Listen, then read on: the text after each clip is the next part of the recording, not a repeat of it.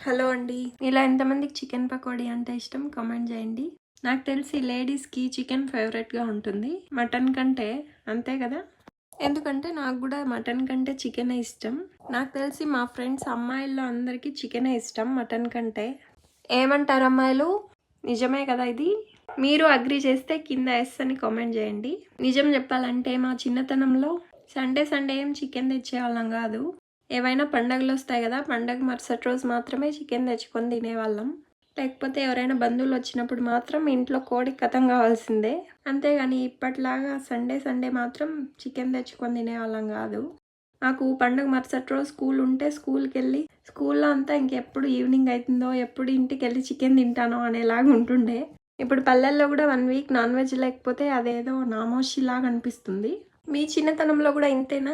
నా చికెన్ పకోడీ మాత్రం క్రిస్పీగా టేస్టీగా వచ్చింది. ఈ వీడియో నచ్చితే లైక్ చేయండి.